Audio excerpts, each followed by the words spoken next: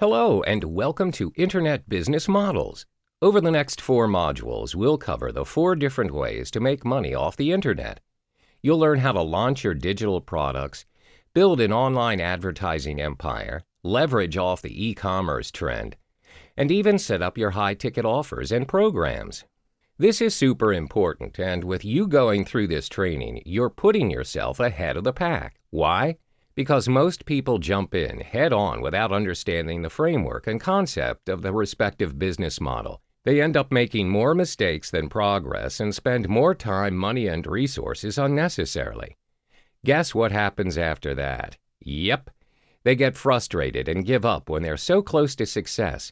It's like 3 feet from gold. This training helps you to strike gold by understanding the business model first, so you can execute the plan effectively. So let's start. The first module is Product Launch Secrets. This training is designed specifically for those who want to launch their first product online. No more going through random trial and error before launching a product, because what I'm about to share with you is the complete launch model you need.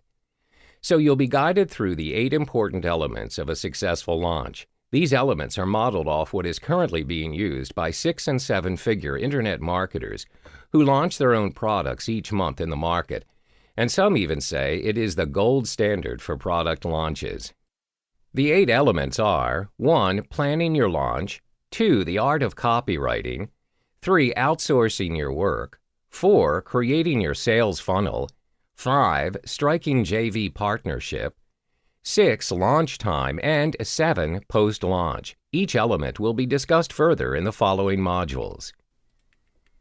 The first component of launching your product is to plan your launch. This sounds simple, but it is one of the most overlooked steps by new internet marketers. First, you need to do market research. This is before anything else, so you can create a product with high relevance to the needs of the market. This is a cornerstone rule in internet marketing, but it is also one of the most skipped or overlooked steps by internet marketers. Creating a new product without doing research is very risky, as it can potentially waste your precious time, money, and resources. So where do you understand the market needs? First, create an account on jvzoo.com.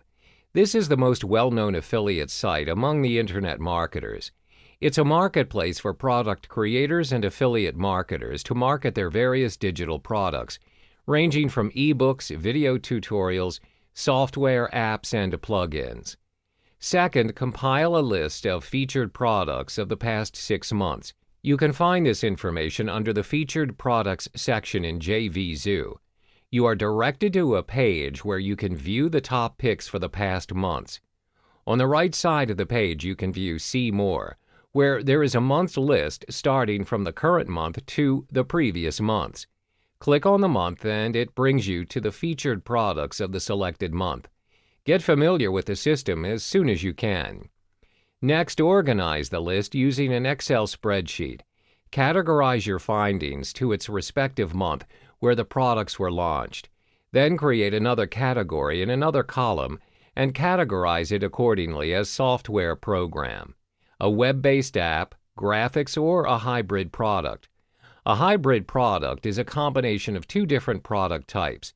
For example, a web-based software that generates graphics and logos. The last category and column is purpose. For example, is the product created for traffic or list building, email marketing, SEO, or logo and graphics creation? This is your job to organize your research so you can easily analyze and measure the data. When you've listed out all the featured products, you'll see a pattern. What you find is a list of the most and least popular products for the past 6 months. The reason why we're analyzing it is to know what's been selling well in the market. This indicates the needs of the market. You may also research up to 12 months and analyze to see if there is a product launch pattern according to the months. For example, is the month of December filled with fire sales or graphic product launches or something else? That's why planning and research is important for your product development. The key word you're looking at is innovation. Take a closer look at the evolution of mobile phones, computers, and even your printers. These things are hardly original when they were released. Would you agree with me if I say they are only revisions of previous creations? Yes? So how is this information important during the planning phase? It means you don't necessarily need to invent an entirely new product to become successful in your business. Any existing products will always have room for improvement. Look up what is selling in the market and analyze it. From there, just improvise and innovate. Create your own product with 2 or more added product types or recycle features from the previous ones, and you're good to go. The next component of launching your digital product is copywriting. All sales of digital products are heavily influenced by good copywriting, no matter how good or how relevant you think your product is for the market. If your communication or selling story is wrong, you won't be able to make one sale. Copywriting is a valuable skill in any online business, and it is the #1 key factor for your success. Remember, it's not just about your product, but your skill to create desire in your prospect. There are 8 steps in creating a hypnotic sales letter to hook your customers. 1. Headline. 2. Subheadline. 3. Introduction. 4. Regurgitation. 5. Solutions. 6. Call to action. 7. Handling objections. And finally, 8. PS. The most important part in every sales letter is the headline. It creates the first impression of your product. You need to hook your customers' attention by writing about the results and benefits of your solution. Specify it in the headline. Remember, features tell and benefits sell, so be specific and focus on the benefits and results. The more specific the results, the more attractive your headline is. Next is the subheadline. Every good headline must have a subheadline to support it. If the start of your headline serves to hook your prospect's attention, the subheadline, on the other hand, pulls your prospect to read further. This usually appears under your headline, or it can be above it and is 1 or 2 font sizes smaller than the headline. The subheadline is also important to catch the attention of page scrollers, to read what they are interested in. So what matters is the supporting sales copy the subheadline is emphasizing on, as it helps to pull the curiosity of your prospects further. Next is the introduction. A sales letter doesn't have to be formal. Despite the number of views it's going to get, your writing tone should be that of a one-on-one instead of a broad general address. Share a little about yourself and how the prospect can relate to where you once were and how you can help him achieve his goals. Then start addressing their problem. If it doesn't attract some of your prospects, that's all right, because this is also the time to weed out those who aren't interested. You want to spend time and effort on those who are interested because they're the ones who are looking to pay to solve a problem. Next is to regurgitate. Here you exaggerate an existing problem by showing your prospect an inferior alternative over your offer. For example, let's say your prospects are looking for graphic design solutions. They want to create ebook covers and do simple designs. Now, not everyone can afford an Adobe Photoshop license, as it is very pricey. Some even lack the design skill, time, and money to do what's necessary. With this piece of information, your offer aims to solve their problem. Now, mention the long-awaited solution for them. Introduce to them how your solution creates logos, ebook covers, and avatars which they can use for their websites and digital products. Don't forget to provide the features and benefits your solution delivers. If you have more than one component to your solution, divide them into sections or categories. The benefits of your products must be bold and colorized, advisably the color yellow for emphasis. Next is handling objections. There will always be people who doubt amongst your prospects. The solution to this is to identify the top 10 or 20 questions you think your customers will ask and address them in your copywriting. We call this the FAQ, or frequently asked questions. Write those questions down and start answering them. Pick the top 3 to 5 frequently asked questions answered by you and put them right after your solution. Additionally, you can add testimonials from your past and active customers.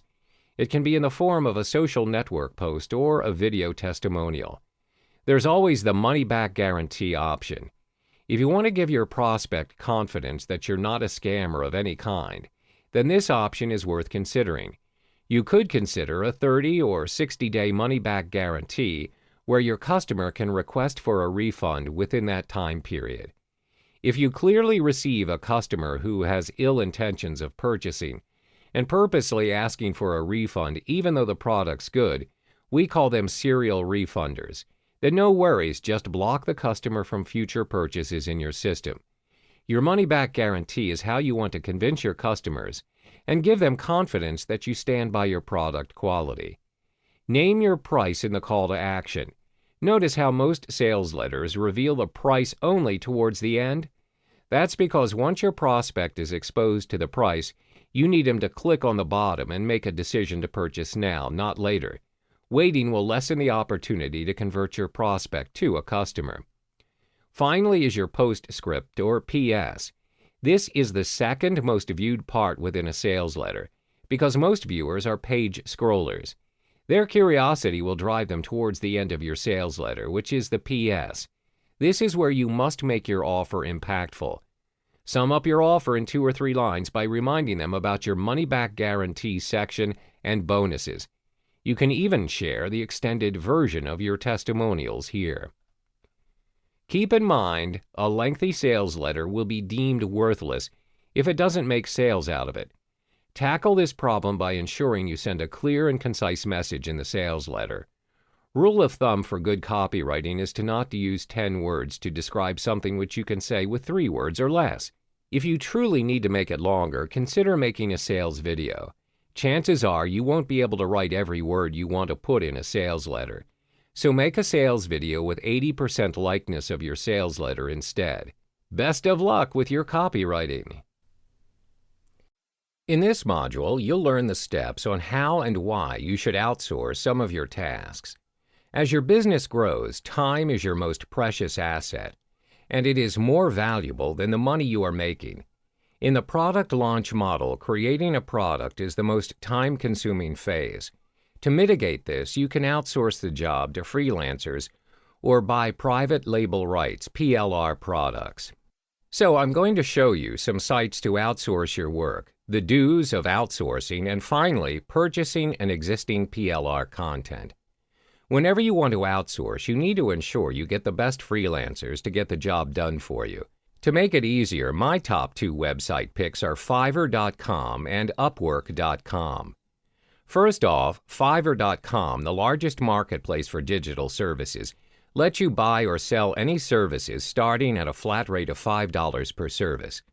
A service is known as a gig. Services offered are in multiples of $5, thus no negotiation of price. It can also go higher depending on the complexity and requirements of the project. It can be anything from as simple as creating a logo to voiceovers. To find out the best freelancers out there, make sure you evaluate your applicants and shortlist your best candidates. Once you've placed your order and aligned the timeline of your task, the next step is to wait for your job delivery. Once the task is completed, you can then proceed to pay the freelancer. Next is Upwork.com. You can hire freelancers on an hourly basis or one-off depending on your project requirements. Upwork is unique because of its tracking tool. This tool makes it easier for you to track the progress of your project. You can use this tool to pay your freelancer based on their completion and timing. Another interesting feature of Upwork is inviting freelancers to your job posting. I advise to filter out the good and not so good applicants by sending them a message to understand if they can do the task. If you want to get to know them better, you may proceed with a phone, chat, or video interview. But usually, approving them online by evaluating their portfolio is sufficient. Next part is the do's of outsourcing. First thing you need to do is to clearly define the scope and schedule for your project. Keep in mind, most successful outsourced projects derives from a clear statement of what the client wants to accomplish. Avoid generalizations at all cost. Your freelancer needs accurate information to provide you with their realistic outcome and reasonable quotation. Similar to your schedule requirements, be precise on your timing, or it will have a direct impact on the cost of the project. Next is for you to evaluate a service provider like how you would evaluate an employee. Hiring a freelancer is no different than hiring employees. When you go through their portfolio and proposals, don't hesitate to ask them questions. Check their references and ask feedback from other clients who have previously worked with them. You can always ask them questions to clarify and eliminate your doubts. Don't hire and hope for the best. Thirdly, don't choose a freelancer solely on the price. Though it may be tempting to hire a freelancer who could do the job for a cheaper price, never select a freelancer that way. Experienced buyers who have outsourced many projects have evaluated hundreds of proposals, always recommend avoiding the highest price and lowest price bid. Buyers usually report their successful projects when the freelancers offered a balance between good value and quality projects. If you're still uncertain of their capabilities, you may consider asking them to do a paid mock-up or provide you with a basic outline of the work plan. Finally, you are to pay your freelancers based on a clearly defined project milestone. Having scheduled checkpoints is an easy way to ensure you meet your deadline realistically and the final project meets quality standards. Let me give you a guideline. You pay the freelancers 50% down payment and the final 50% upon completion of the project. This is for simple, straightforward jobs that can be completed easily. Another method to simplify your product creation is by purchasing private label rights or PLR content. It's a type of product which permits buyers to rebrand the content under their own name and brand. However, the downside of PLR products is its relatively low cost with wider affordability. It means many people will most likely have the same product with the same rights as you. You need to repurpose or repackage it before reselling or making it a part of your business. Welcome back. In this chapter, we cover creating your sales funnel. What's a sales funnel? A sales funnel is a follow-up sequence that upgrades your product offers. It's designed to maximize the amount of income you can earn from the customers on your site. After selling your first product, you realize one product is not enough, so you start selling your second, then a third, a fourth, and the list continues. If you think this is considered too much, just remember new mobile phones and cars are released every year. Demand is in abundance. If you don't come up with a proper business plan for the upgrade, others will grab the opportunity away from you. Strategizing is key, so you must have a sales funnel. So, what makes a good sales funnel? It's difficult to profit from selling just the front-end product. That's why every front end comes with an upsell to earn extra revenue and profits. The real money lies in the back end, and it makes more than your front end offers. This is how internet marketers do six-figure launches.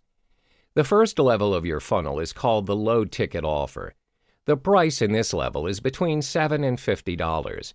This explains why most front-end offers are mostly low-ticket offers. Its real purpose is to generate buyer leads.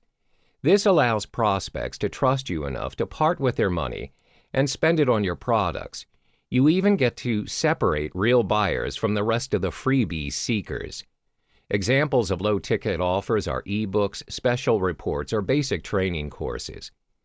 The second level is the middle ticket offer. The price range in this level is slightly higher than the previous one, which is between $97 and $197. Middle ticket offers are best suited as immediate upsells to your front-end offers. Examples of the offers are upgrades, videos, templates, and even membership sites. The third funnel is one of our favorites, and it's called the high ticket offer. The price range for this offer lands within $297 to $497. This is where the real money lies. It's much easier to make a significant amount of money by selling your higher ticket items. As an example, you need to make at least 42 sales at $7 to make just one $279 sale.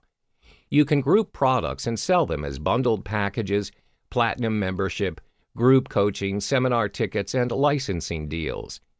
What comes after this is your ultra-high ticket. The great thing about this level is the unlimited price range you can offer. Starting from your higher ticket offer, it can go up to $997 to $100,000 and above. Examples of your ultra-high ticket offers include private coaching workshops and even exclusive licensing deals. This level leads up to the final part of sales funnel, providing longevity to your business. So if you don't have a sales funnel, you'll need to constantly promote new products to keep the business afloat. Worse still, you're leaving a ton of money on the table. In this module, I'll show you how to flood your inbox with crazy amounts of sales using joint venture partnerships, or JV. In every business model, especially one related to product launches, you need to leverage off promoters. In other words, a JV.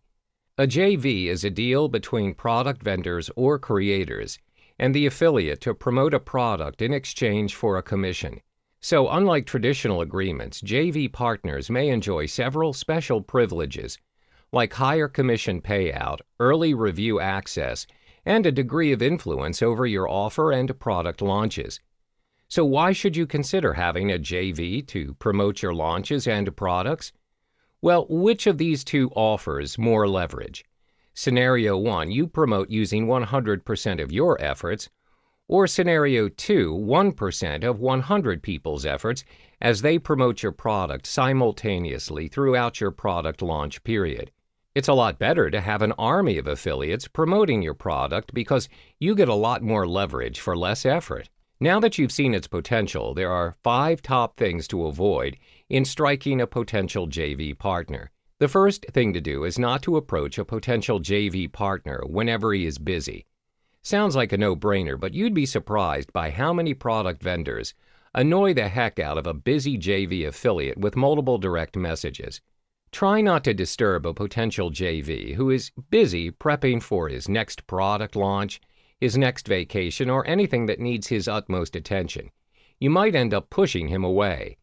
This is by no means your fault, so try to avoid this from happening by being more observant on the people you aspire to work with. Keep tabs on their schedule and approach them when they are the least busy.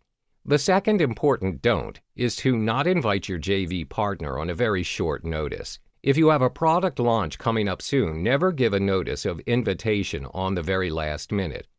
It is courteous to give the potential JV partner a heads-up notice of at least 2 to 4 weeks in advance before your product launch.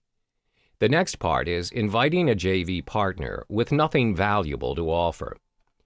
If the potential JV sees you don't have any reciprocal value to offer or history of not reciprocating equally or better in promotions, then it'll be difficult for the JV to promote your product. Next is to avoid inviting a JV who is not in the same niche as you. Are there irrelevant products you are pushing your potential JV to promote to their subscribers? You can't expect your JV who is in the internet marketing make money online niche to push out a personal development product. The last thing to avoid is doing the me-first approach. This is one of the most ineffective approaches. The reality of inviting a JV partner is that you need the JV partner more than he needs you. What your JV wants to know is whenever he promotes your product, what's in it for him. So ensure that both of you have a promotion that requires more or less the same effort from each other to keep things in balance. These are the top 5 things to avoid when striking up potential JV partners. To make things easier for you and your JV partners, offer to do all the work so they can focus on what they do best, bringing in sales for you. In this module, I'm going to show you what you need to do during your product launch. There are 3 phases in a product launch: pre-launch, launch, and post-launch. If you do not pay extra attention on the preparation, the pre-launch phase will either make you or break you. There are 4 things to take note of during the pre-launch phase, which is 1. Checking the completion and functionality of the products. 2. Conducting split tests. 3. Site testing. And 4. JV invites. Ensure that your product is completed before the launch. Make sure that it meets all the requirements and specifications of how you want your products to be. For example, if it is software, you need to make sure that it runs smoothly and is not missing any important files. Ensure all of your download links are working. To play it safe, create mirror downloads as well. Next is conducting split tests. Split testing is when you have different versions of your sales letter, headline, copy, ad, or any marketing collaterals. The way it works is traffic coming to your site is split evenly to the different versions of the sales letter or video. When you conduct controlled tests and gather empirical data, you can figure exactly what works and not works for your launch. The three main things you need to split test is your headline, the price, and also the bonuses. Next is to test the sites. Test your site 2 to 3 days before the launch. Continue to test 1 day prior to your launch to ensure everything's in place. The only way to see if the function is working is by placing an order yourself. Finally, check up on your JV invites. Check in with them 1 to 2 days prior. Ensure they are provided with the correct link to your JV invite page and the specific details of your offer. If you have, let's say, 50 JVs, you must check in with all 50 of them as they are worth every single sale. Compile your JV list on a Microsoft Excel spreadsheet so it will be more manageable and organized. This way you can easily track who has responded to you and who hasn't. There are 3 things to do during the launch phase. 1. Observe. 2. Answer support tickets. And 3. Constant check-ins with your JVs. The first checklist is about observation. You need to once again check if everything's working on your side, from your website technicalities to the server, your sales letter, and most important, your product or service you offer. Second, answering your support tickets. Answer and attend to any support tickets as soon as possible. If there are some complaints lodged by your clients or if they ask for a refund, check with them straight away. You must take this into account and always remember to personalize your support messages to the clients. Finally, follow up with your JVs. Always motivate your JVs with cash prizes every day until the end of the product launch. This is to motivate them to continue promoting your offer. That's all there is to it. In the next module, I'll be sharing with you the steps you need to do during the post-launch of your products. In this final chapter of Product Launch Secrets Model, you learn the things you need to do post-launch. There are 3 things for you to take note of. 1. Building your mailing list. 2. Creating a solid foundation with your buyers. 3. Planning your next launch. First, build your mailing list. This is a valuable asset to your future launch. Making money with your mailing list has proven to be effective. If you have built your mailing list, you also have the opportunity to execute the following. 1. Continue to sell the dream by delivering valuable content and establishing trust. 2. Promoting and generating sales. That's why you're launching products and doing business. 3. Gathering testimonials and surveys to gather feedback. Next is to build a solid foundation with your list, and most important, get them to act. This is where you can make more and scale higher each time you mail your list. There are 4 important tips in sending out emails to your list after the product launch. 1. Congratulate your mailing list for going through and purchasing the course. The first 3 to 5 email series should guide the audience to learn more about the product. 2. Don't just sell, sell and sell. Gain trust by offering value. Teach your audience something. Give them some secret tips. 3. Make them feel exclusive by being a part of your list. Always provide a call to action so they can respond. Finally, plan your next launch. This is the ultimate secret of internet marketing gurus to big paydays. When you continue launching products, it increases your presence in the market. It gives you a higher chance to become a market leader. That wraps up the business model for your product launch secrets. Good luck in your next launch. Welcome to the second internet business model, which is the advertising model. In this model, you'll learn about solo ads brokering. This model equips you with the relevant information to build your business as a solo ads broker. First, the basics. What are solo ads? To make it simple, solo ads is a form of advertisement sent out to an entire or a portion of an email subscriber list. The rule is you are purchasing your intended audience or targeted traffic in the form of a mailing list. Your main goal is to drive them to your landing page. You may also purchase solo ads to promote an affiliate link. Where do you find your targeted audience or your intended mailing list? Generally, when you have ideal audiences in mind, you have 2 choices. You may deal with a solo owner where they have already established their own mailing list in a specific niche. You may also contact an ads broker who acts as an agent for this business. This will be further discussed in the following modules. When you purchase a solo ad run, the emails sent to your audiences are dedicated emails. This means the emails revolve entirely around the product or service you intend to promote. The emails are focused on a particular niche area depending on the product or service advertised. This may range from the selling of supplements to fitness campaigns. Why solo ads? In a nutshell, solo ads work best for those intending to drive quick traffic in large numbers. This can be applied in contexts where you are about to launch a product, or if you need traffic to be sent to a web page immediately. In the next chapter, we will be talking about how solo ads work in detail and how and where to purchase your solo ads. In this chapter, you will learn how to generate and purchase your traffic via solo ads, specifically focusing on solo owners. Mentioned in the previous module, in order to search for your intended mailing list, there are two approaches: 1, solo owners; 2, solo ads brokers. What's the difference between the two? Solo owners are individuals who own their own solo ads. They have established their own mailing lists where they will sell a solo ad to you and is dependent on your market. Usually, solo owners will charge you by cost per click, CPC. This depends on how many customers are interested and click on your email for further information. Having said that, there are some downsides in opting to purchase your traffic from solo owners.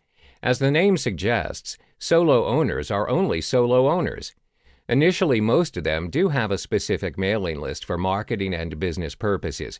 But as their mailing list expands, many people inquire to purchase their lists where they have turned it into their main niche. Therefore, they are only interested in making money by selling you their lists.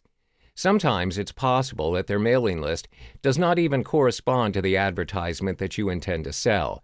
This means you may be wasting resources as you're promoting your product to the wrong audience. Second, certain markets or niches have very few solo owners as the market can be relatively new or it's not been explored much by consumers. For instance, markets that cater toward very specific products for very specific audiences. Example, supplements to control the sugar level of diabetes patients. As a result, you might find some difficulties in generating or finding suitable mailing lists for your via solo owners. Another drawback is, as the solo owners are charging you based on CPC, the conversions may be low. As stated earlier, some of the mailing lists would not entirely hit the bullseye for you, as the audiences are a mismatch. Now you've understood solo owners. In the next chapter, we cover another vehicle to generate your traffic, which is solo ads brokers. We explore another initiative to generate your traffic, which is based on solo ads brokers. By the end of this chapter, you will be able to weigh your choices in generating traffic. What are solo ad brokers and how do they aid in your generating traffic? Solo ads brokers are individuals who may manage 20 to 30 mailing lists assigned by their respective owners. They observe the progress of each list carefully. They are also known as the agents of solo ads, just like how real estate agents function in the property investment scene. They know which lists are active and which are not.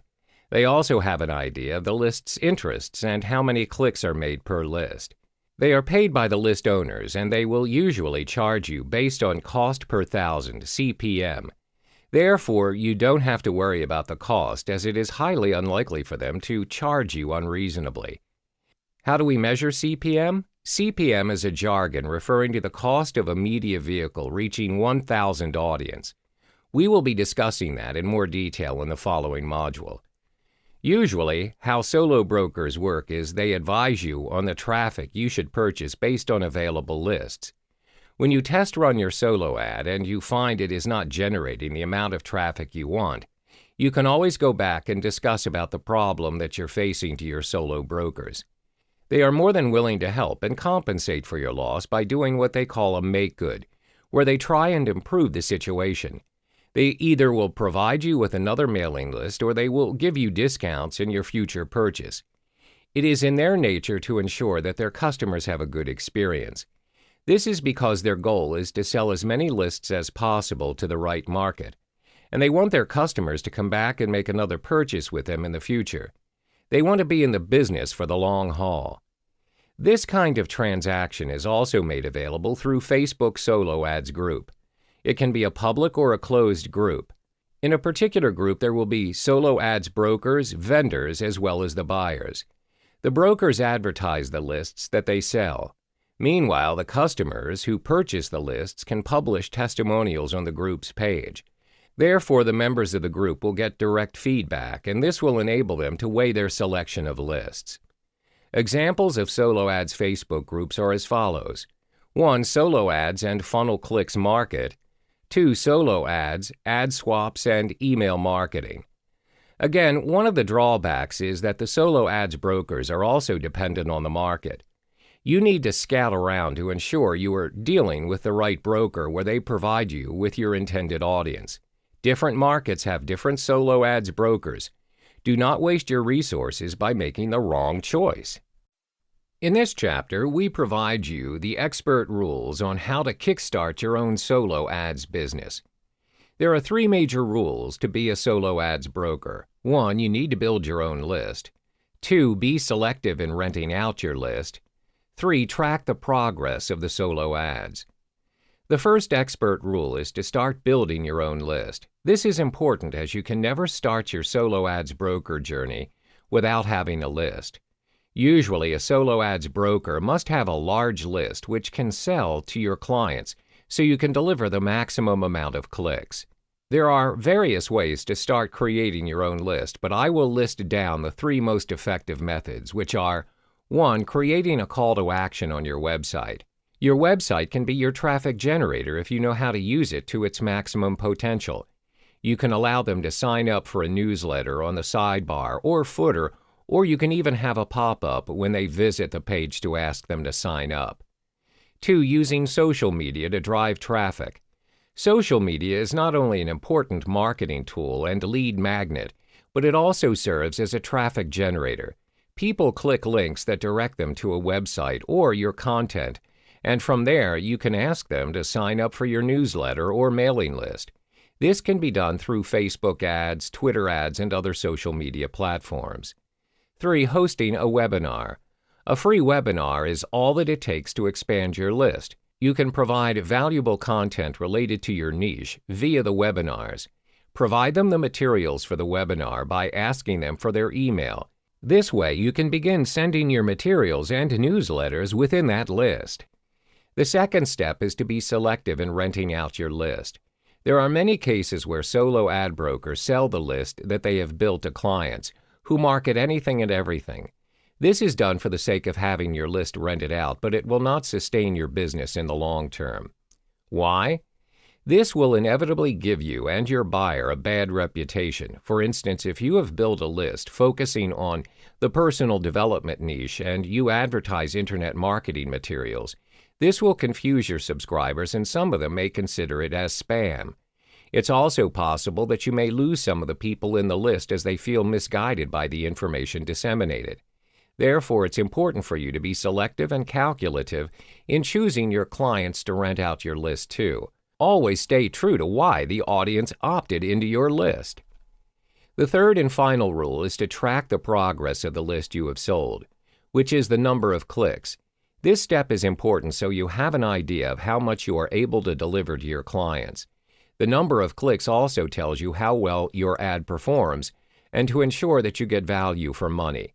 Remember that numbers do not lie.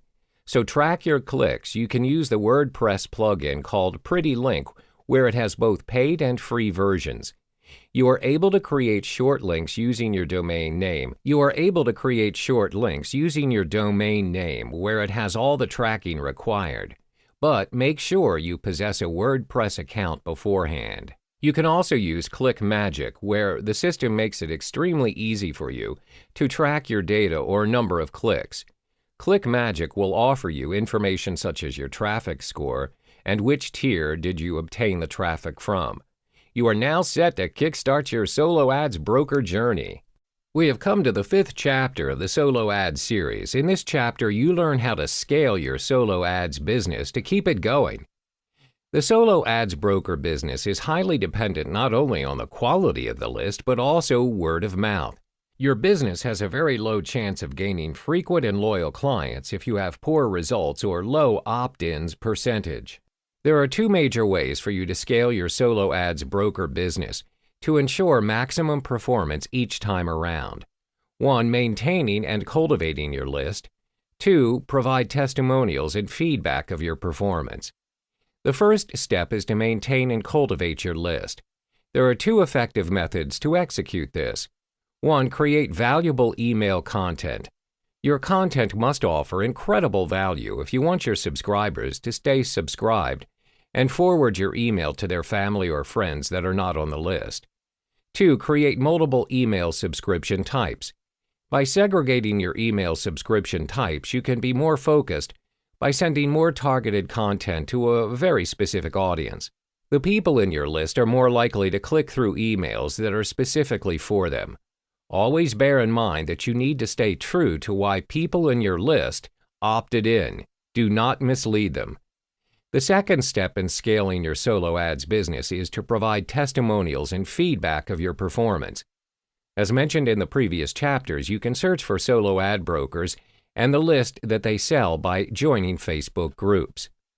In these Facebook groups, you're able to view a wide range of testimonials from solo ad vendors, which consist of how did they build their list, how many clicks were ordered, how many clicks delivered, the opt-in percentage, Tier 1 percentage, how many sales accumulated. By providing testimonials and feedback of your solo ads performance, you can build your credibility and advertise your business to your prospects. You can also ask for feedback from your previous clients. In this final chapter, you are able to understand the advantages as well as the disadvantages of venturing as a solo ads broker. This helps you to consider and weigh your options so you can minimize your loss and maximize your return on investment. Let's discuss the pros. First, you are able to gain massive profit in very little time. When you have mastered the art of selling solo ads, especially in a targeted niche, there is certainly a huge potential in accumulating massive profit, especially if you have a set of fresh subscribers each round and loyal clients. The second advantage is you're able to grow your list of subscribers almost instantly. This saves you a lot of time as you do not have to go through the daunting route of having to build your own list from scratch, as well as searching for potential prospects. You get double the profit as you're able to expand your list, at the same time gain massive profits. Third, being a solo ads broker enables you to make your own sales. You have a huge advantage and you can make double the profit by selling your clients solo ads and to advertise your own product as well through your list. Very minimal effort, but you are paid a boatload of commissions. Having listed the advantages of selling solo ads, it's imperative to also look at the drawbacks. First, it may cost a lot for you to try, especially if you're new to the solo ads business. Startup costs can be quite costly due to mentoring requirements and the knowledge needed on solo ads. It will require some time for you before you can get accustomed to the business. My advice is to work within your budget, as sometimes it'll cost you more than you could afford. Start small and scale small in building your list, then go bigger along the way. One of the reasons why it's better for you to start small and scale small, especially if you're new to the business, is because there's absolutely no guarantee that the list you created will convert. This is the second drawback. Usually sign-up rates coming from solo ads are pretty high. However, how many of those clicks convert into subscribers, sales, and long-term buyers? Therefore, start small, scale small, and go bigger as you go. In this module, we cover the e-commerce internet business model. The e-commerce business is one of the hottest trending businesses online right now because it allows access to hundreds and millions of people worldwide, making it easier to gain buyers, sales, and massive profits. Some facts about e-commerce. It will not get you riches and wealth overnight. It's not an overnight success, but it is an easy way to get sales and profits. You need to put in the hours to succeed. Next, you have more time to think about growing your business. If you want to grow your business further, you need to spend effort on marketing, advertising, and promoting your online store. You don't have to bother with shipping and management. All those tasks can be done automatically by your supplier and online store. There are 6 elements in your e-commerce model. 1. Choosing your niche. 2. Create your own brand. 3. Look for suppliers and designers. 4. Set up your online store. 5. Print on demand, POD. 6. Drop shipping. Next, you need to choose a niche for your online business. A product niche helps to establish a solid ground for your business. You can't just change from one business to another and expect your trustworthy buyers to keep up. Start selling something which you have at least a slight interest in or liking in. This is so you have the motivation to get through the days of low sales and technical issues. There are 3 ways to decide a niche. First, look up the latest trend. This method serves only as a short-term business model to earn you a quick dollar. The tools you can use to search for the newest craze are Trendosaur.com and Terapeak.com. Previously, the world was fascinated with the idea of selfie sticks. Those who managed to keep up with the selfie stick trend were earning over $50,000 selling only selfie sticks. Nowadays, it's the fidget spinner. What's next?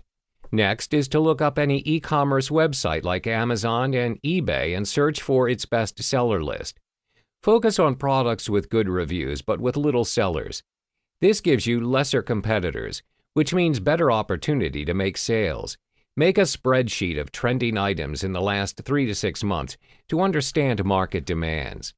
The last method is to pick a niche using the following criterions. 1. Select a niche you can add value to. Adding value to your niche will set you apart from most competitors. 2. Choose a niche with passionate and desperate buyers. You're looking at demand. Where there is demand, there are buyers. 3. Products that are hard to find locally. This is a unique feature for your business. It'll be easier for customers to look for you because of your products. 4. Products that are disposable or consumable. This is so you get repeat customers. Finally, products that require a lot of accessories, or in other words, add-ons. Any product that requires back-end items are worth selling. You don't necessarily need to choose a niche that is 100% based on these criteria. Mix and match them and see which ones work out the best for you and your business. First off, I'm going to show you how you can create your own brand.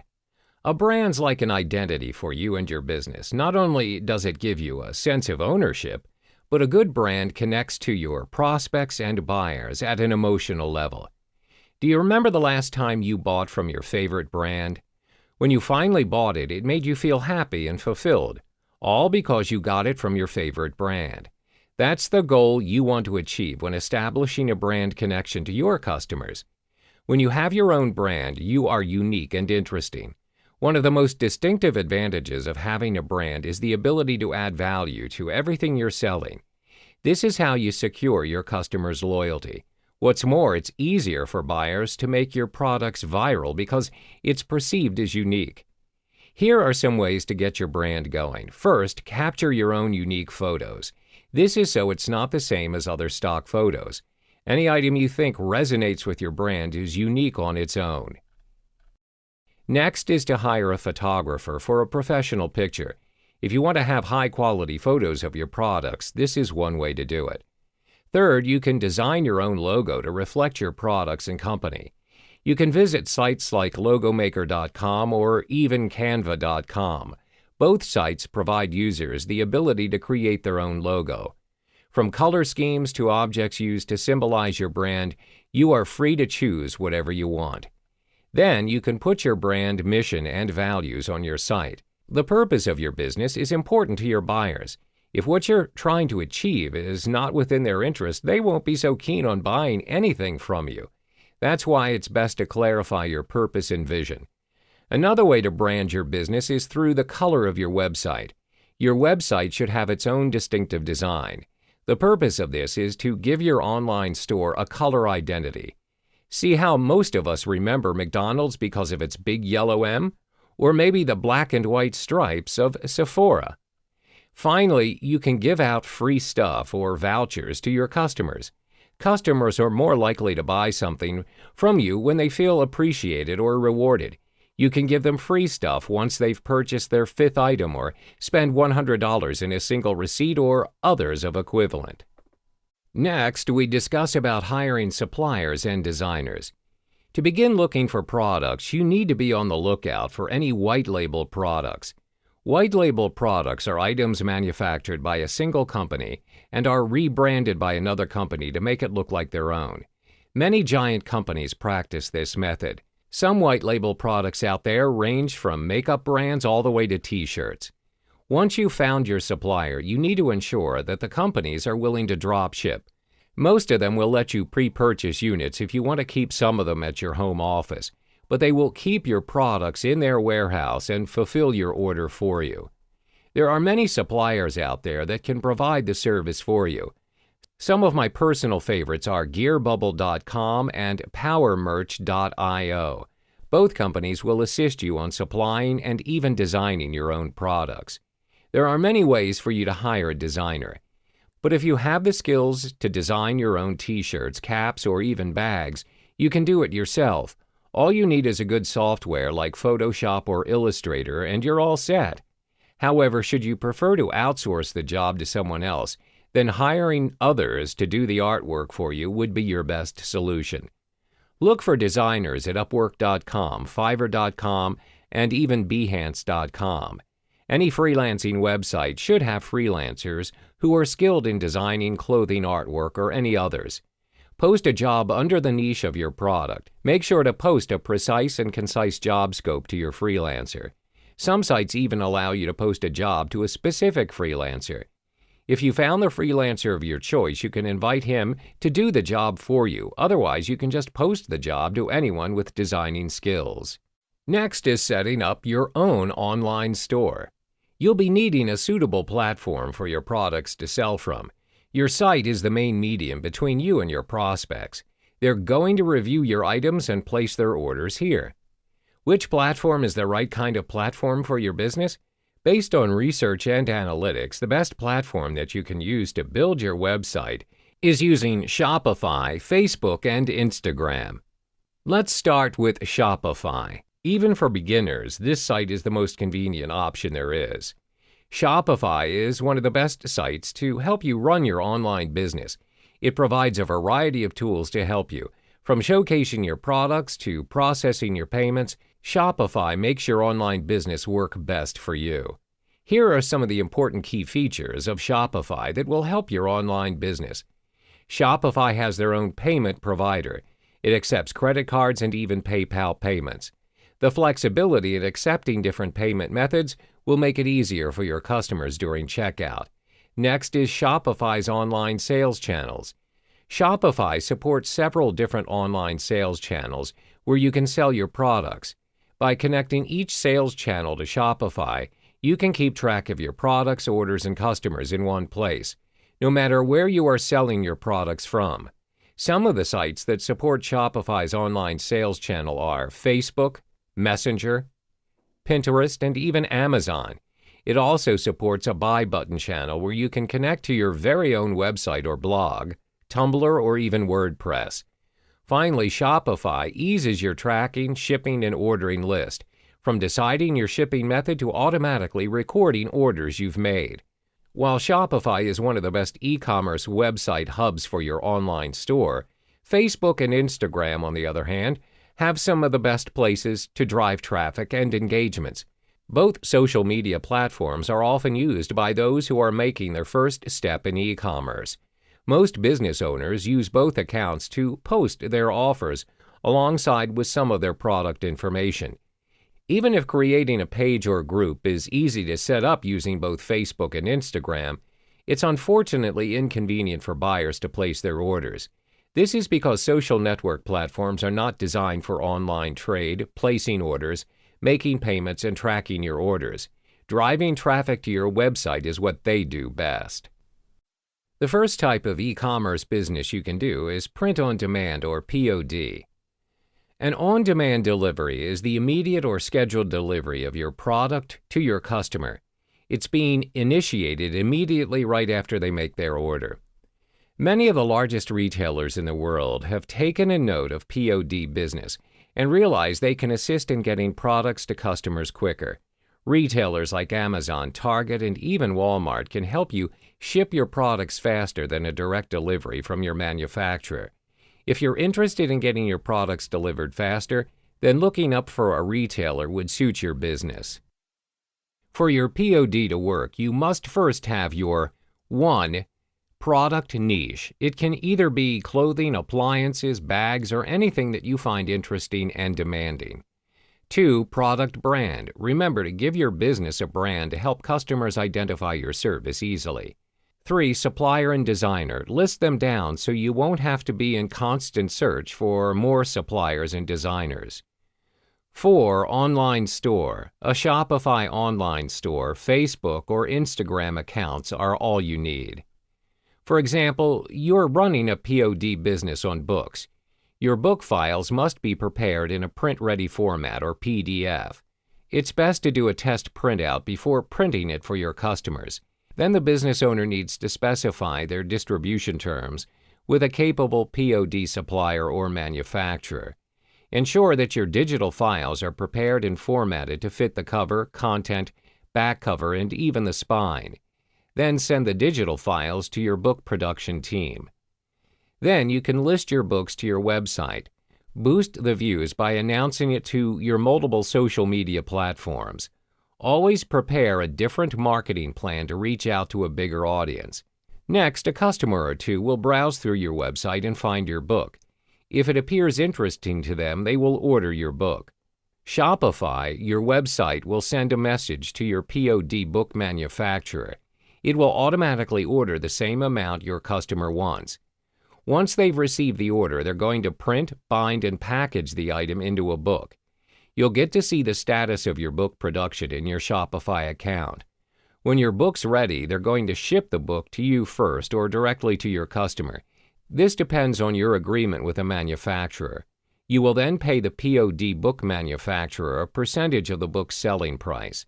The print-on-demand model works with products like mugs, necklaces, hoodies, shirts, leggings, and virtually any printed items. Suppliers, which you can search for, who provide such services are gearbubble.com, powermerch.io, and customcat.com.